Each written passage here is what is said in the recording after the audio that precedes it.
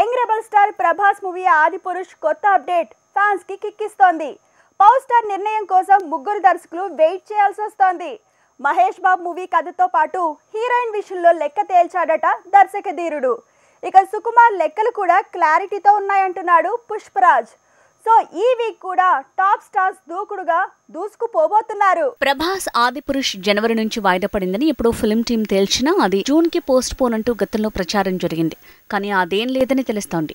మేకి prepone కావచ్చు, లేదంటే దసరాకి షిఫ్ట్ కావచ్చు అంటున్నారు. ఇక సలార్ మూవీ జనవరిలో టాకే పార్ట్ కి లాస్ట్ స్కెడ్యూల్ అని తెలుస్తోంది. ఫిబ్రవరి స్కెడ్యూల్ కేవలం పాటల కోసం అని తెలుస్తోంది.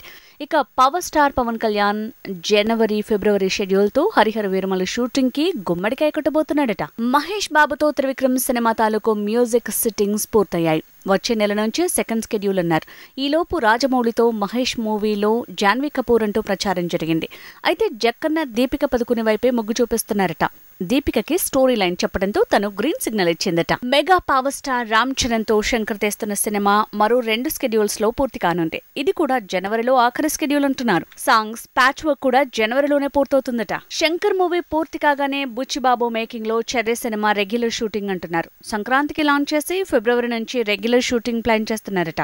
ఇక పుష్ప 2 మూవీ రిలీజ్ డేట్ వచ్చే ఏడాది డిసెంబర్ 23 అంటున్నారు. ఇక ఇందులో చెర్రీ గెస్ట్ రోల్ రూమర్ అన్నారు.